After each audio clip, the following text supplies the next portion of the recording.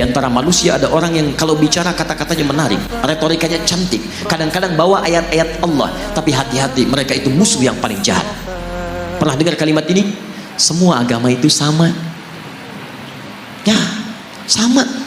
Menuju pada Tuhan yang satu, mengajarkan pada kebaikan. Semua agama sama, nggak ada bedanya.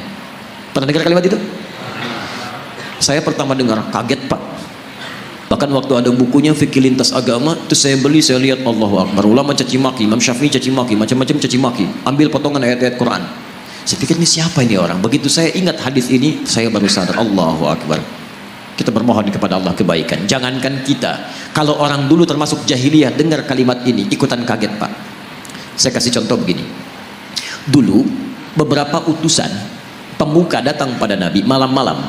Kata mereka, ya Muhammad SAW, kita memang beda. Lihat kalimatnya, kita memang beda. Kata orang jahiliyah ini, kita memang beda. Sejahiliyah-jahiliyahnya dia mengatakan kita beda.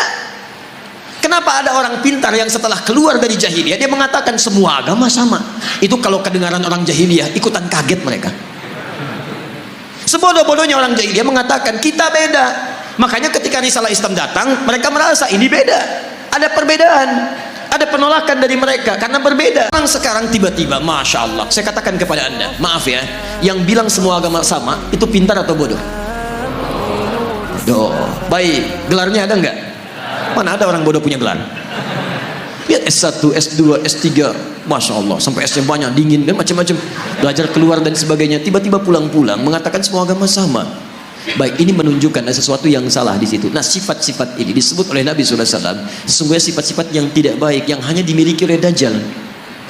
Makanya pada orang-orang seperti ini kita didorong oleh Al-Quran untuk bisa satu, Quran surah keempat ayat 140. Ingat, bukan mencela, bukan menghina, bukan macam-macam. Lihat ayat Qurannya. Wa qad nazzala 'alaikum fil kitab, telah tetap ketentuan dalam Al-Quran. Quran surah keempat ayat 140 paling kiri sebelah bawah.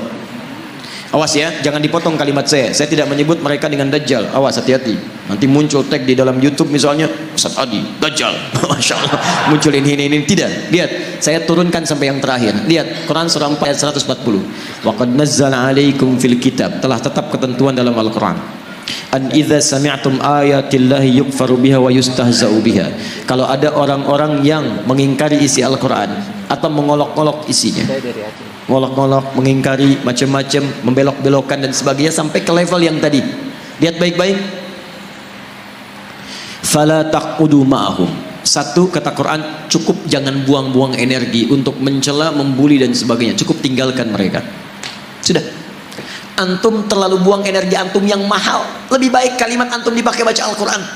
Tulisan antum tulis status yang baik-baik daripada merespon mereka. Gak ada kerjaan. Jangan kasih panggung kata Al-Quran. Ceramah nggak usah diundang, bukunya nggak usah dibaca, radio nggak usah didengar, isolasi dulu. Dan hebatnya Al-Quran memberikan sikap demikian bukan untuk merendahkan yang dimaksudkan, supaya dia sadar saking sayangnya Allah. Hatta yakhudu fi haditsin ghairi, sampai dia sadar bahwa dia isolasi orang lain itu karena ada yang menyimpang dari dirinya. Saking sayangnya Allah tetap diberikan hidayah, cuman mau ngambil atau enggak. Sampai dia tobat, kata-katanya baik, baru kita kemudian ambil kebaikan-kebaikan darinya. Jadi kalau ada yang demikian disebut oleh Nabi sebagai sifat-sifat Dajjal, sifat itu harus kita keluarkan. Kalau kita sayang dengan saudara kita doakan dia, tapi tinggalkan semua hal yang terkait dengan dia. Tinggalkan.